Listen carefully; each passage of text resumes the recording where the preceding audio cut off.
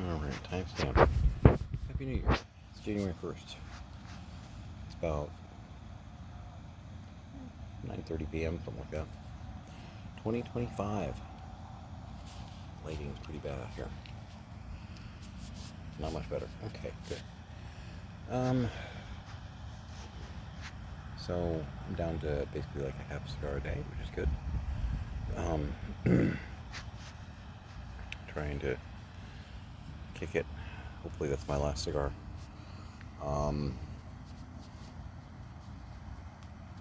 Ever, really. I've got 2 cigars left over. I plan on hitting them. I might smoke one when I get to Leonardo. When that happens, which I don't know, I haven't. Last time I talked to my mom was a couple days ago, and there may be remnants of fireworks going on there where the dogs are going nuts, which is why I'm outside. Because, wow. If you're not a dog owner, just so that you know, dogs pretty much hate New Year's Eve. There's some people still popping off some remnants from last night.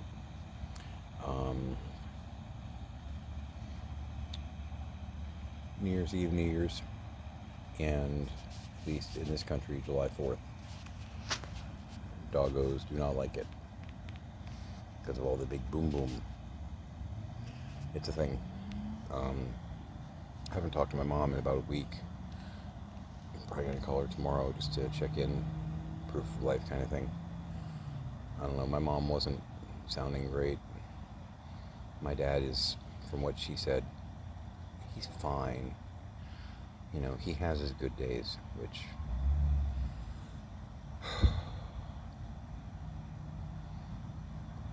he's not fine. You can't convince me he's fine, considering where he was a year ago, and the fact that we're not really pursuing treatment. He's under doctor's care means, shite. But yeah, the dogs are going nuts because the boom booms, and yeah, I figured I'd do a recording outside because, I can't. Again, January 1st, 2025, creeping up on 10 p.m. I don't know. I feel like that phone call or that visit by Pasco County Sheriff is going to happen soon. If you've been following my recordings, you know that I have real mixed feelings about that. Because, talking about losing my parents here. But the practical side, and this is the part that makes me feel like a villain, but I'm really just trying to plan ahead. I've been in limbo. My family's been in limbo for 1.5 years, 2 years now. And I can't really move forward. I'm doing stuff here. I've got a couple sales on eBay to send out. Made a little bit of money here and there.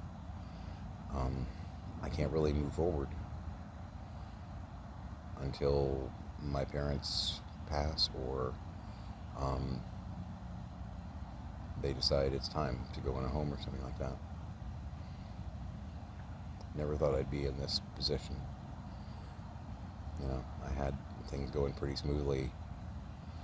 And then we dropped everything and then got stabbed in the back, and y'all know the story. It's a tale of woe.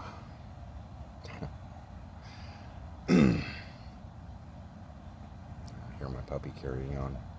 He is fine. He's getting bigger. Working on the leash training and all that. And he's 4 months old now. So we need to start looking at getting him his next round of puppy shots, parvo, and all that kind of stuff. Because 6-month mark coming up, it's a thing. Kids are doing good. They're also we're just existing. It sounds awful, but we're just existing. Yeah, there's some boom boom.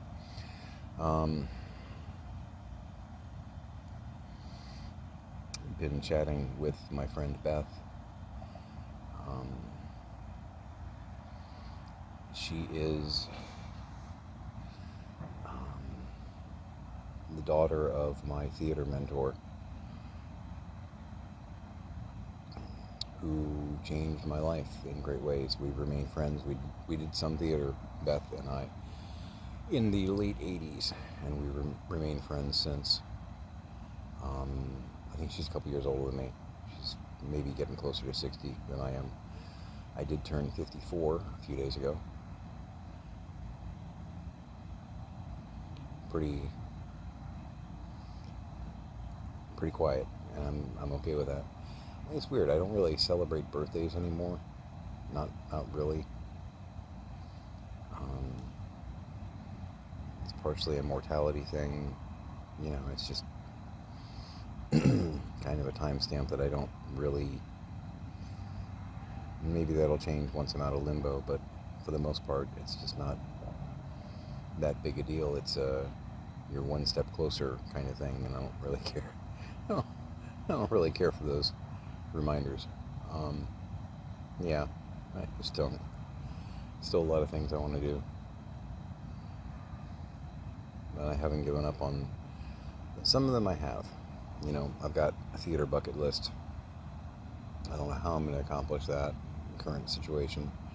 Maybe on the when, possibilities will open up that'll change that. I don't know. I still, while I can get away with on stage passing for a 30-something, because I'm pretty sure I can. A lot of people underestimate my age. Once I get my teeth worked on and all that, I still would like to do Jekyll, because it may seem silly, and if you're a theater person, you most likely will get where I'm coming from. There's a bucket list of parts that you want to play, before you're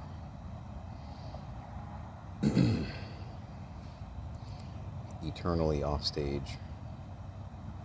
And Jekyll is one of those. It is the role that if I don't get to play, I will when I'm 70 and 80. God willing, I'll still be here. It is one of those things that I'll look back on and go, damn it, I always wanted to, and I think I've mentioned this before. I would have loved to have played Riff in West Side Story. That ship left the harbor, sailed, and sank somewhere out at sea. There's no way at my ripe young age that I could pull that off. Not unless it was like an all-senior production of West Side Story, which would be a rather odd thing. I've seen some all little people performances of plays that you wouldn't necessarily think, that's a perfect play for nothing but little people. I've seen a couple of little people theater groups that have done some productions that it's like, okay, never underestimate anybody. I mean, Peter Dinklage has played. Peter Dinklage has played quite a few parts. My wife and I were talking about this the other day. That we're not written for a little person, but because of his skill, a director somewhere said, we could do this. But yeah, at a certain age, you lose believability in certain roles. It would not be a production that I would produce. I would love to do Javert in Les Mis. The part's always intrigued me. The reason I would never possibly consider doing it myself is the set design is terrifying. Unless I rented a pre-made and had a theater set up ready to go for it. No way. And I at 70 or 80, I still live near the airport. At 70 or 80, I can look back on that and go, yeah, that just wasn't feasible. You know what I mean? Without a whole lot of remorse, regret. Would I have loved it in this futuristic viewpoint? Yeah, because it's a neat part. And I can rock stars. use that as an audition piece. And I know a lot of websites and stuff, they never use this. They have like lists of songs they never use as a audition piece. I've used it as an audition piece quite a few times and gotten parts. So some of those lists I cry foul on, because if you can pull off a song that actually's got some quality emoting and or push behind it, you can do forbidden songs at auditions. Yeah. One of the other roles on my bucket list I'm still very much okay with, and will be at even 70, is Scrooge, A Christmas Carol. Whether we're doing the play A Christmas Carol, one of the many versions out there, or the musical Scrooge, which there is a film production of it out there. For those of you who actually take my advice, peruse these things, Albert Finney, it's in the 70s, I think. Really, really great musical. Humorously enough, the lyrics were written by Leslie Bricusse. I think I'm pronouncing his name right, who is also the lyricist who did Jekyll and Hyde. Humorously enough. But yeah, it has a wonderful Scrooge number in there called I Hate People, which is just, to me, it's a hilarious... There are a few songs out there that are just really good character songs. When you hear the song, you're like, I understand everything about this person that I need to understand. I Hate People definitely delivers the I understand Scrooge, at least when we meet him in the story. It tells you everything you need to know. If you are unfamiliar with the character, the play, the book, after hearing that song, you will go, okay, Ebenezer Scrooge, I get it. I know who he is. Yeah, I mean, that's one that I would love to do. More recent addition to my bucket list, I would love to play Dan in Next to Normal. It's a very happy musical. I'm lying. It's a musical about psychological disorders and or mental breakdowns. There is, silver lining, happy ending-ish kind of thing going on there, but it's a heavy show.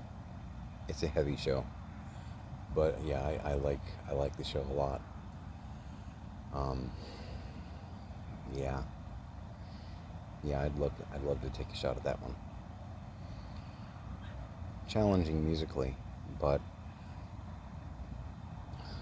from a emphysema COPD standpoint, since I have drastically reduced my nicotine, because I've smoked maybe 2 cigars in the past week, because I've been saying a half a cigar a day, but there have been a couple days that I didn't smoke anything.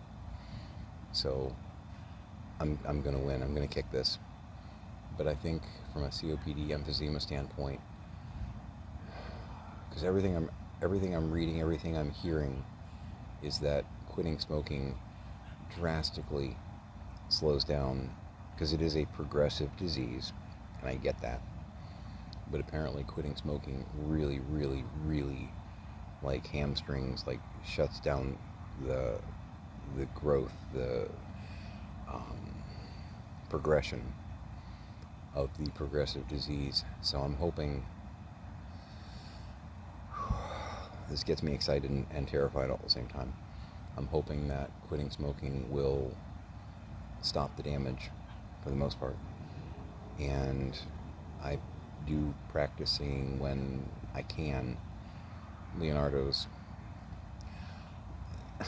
And again, I feel like a villain saying this. Leonardo is going to be a game changer for me in that respect, because I'm going to be there pretty much by myself for at least a few months while I try and get it habitable for other human beings and get the rest of my team there. I'm going to be able to sing, like really, really do vocal work without fear of interrupting someone while they're watching a movie, or waking them up or what have you. It's hard doing vocal training when you live in a house with other people. It just is. It's a little tricky. But those times that I can actually really push and extend, I'm not that damaged. And I know they say that, after you quit smoking, your lungs do begin to repair themselves. Now with emphysema, I can't repair what's lost. But I also sing from my diaphragm because I sing properly. It all comes back around regarding Beth and Harry. And I was trained how to sing correctly.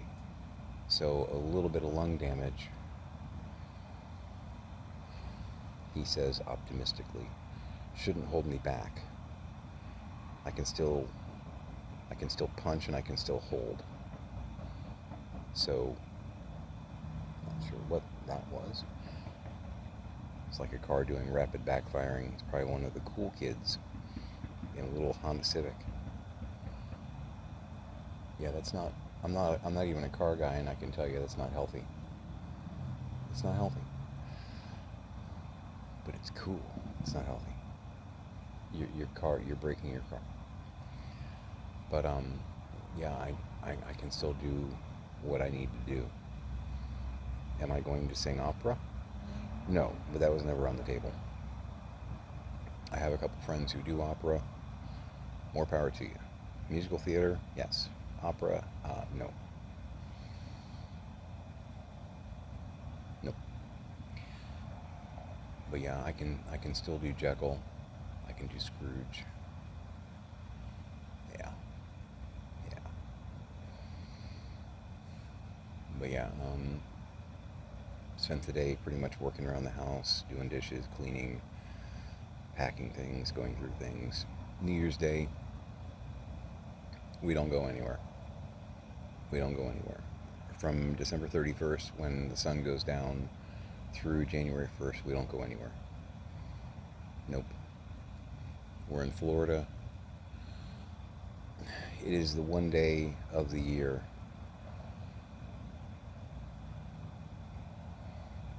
there's a couple of other ones like Cinco de Mayo and whatnot, St. Patrick's Day, where it's kind of a green light to drink and be stupid. And I'm not opposed to anyone drinking and being stupid as long as they're not driving. But in Florida, that's a real issue. Because for some reason, there are no rules regarding that, and that's a real problem. And my spine, is a victim of it. Pardon. Mind you, that was in the middle of October. It was just a normal bar night for this guy. But January 1st is a normal bar day for a lot of people. So we don't take that chance, any of us. We don't go nowhere. So if the camera's shaking, I apologize. It's actually a little chilly out, strangely enough, and I'm just wearing my denim shorts and a tank top. So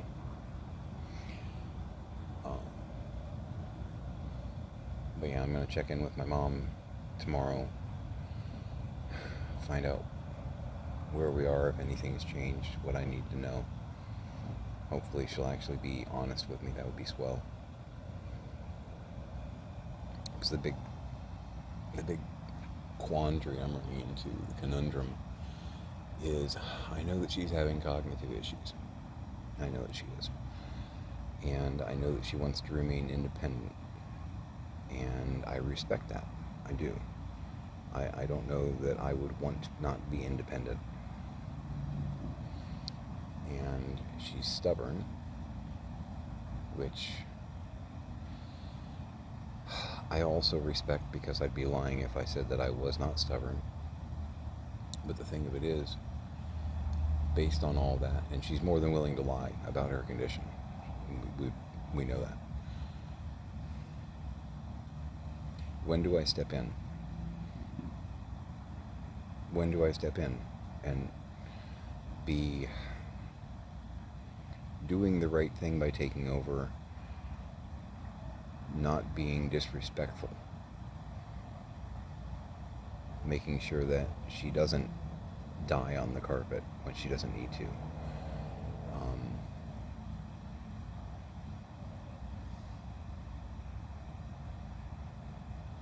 that she doesn't get taken advantage of or what have you because somebody tricks her into something, and she's not 30 anymore. She's 80. She's about to be 85. And in her condition, I've seen her be a little gullible. Not by my hand. I want to be very clear. I'm not taking advantage of my parents. I never have.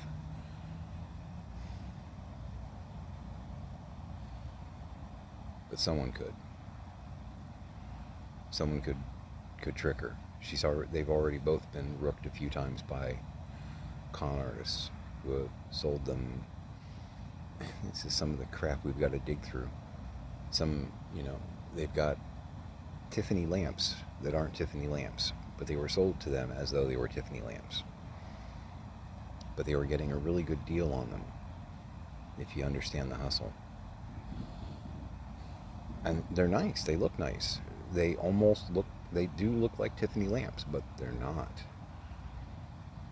And a good imposter Tiffany can still get you thousands of dollars, but they're not worth hundreds of thousands of dollars. Because a genuine Tiffany lamp, I've seen some go for $250,000.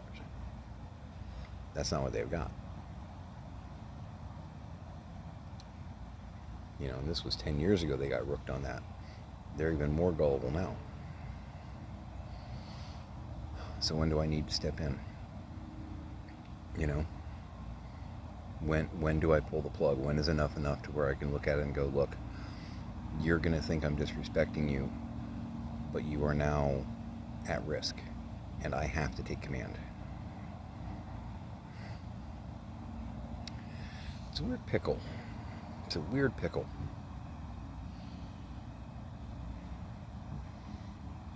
But it's one that I have to consider.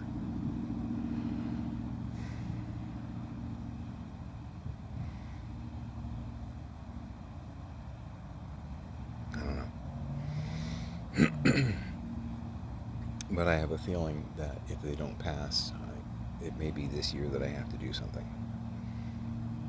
Because I know that Dad is... You don't get better. You know what I mean? Whether you're talking about vascular dementia, Alzheimer's, both. You don't heal, you don't get better, you don't recover. You can maintain, or you can decline. And I know, because I've watched it firsthand, he is declining. And she's not going to want him to go without her, so... Do not envy my situation. And it's my cross to bear. Anyway. So, 2025. All right, let's see what you got, right?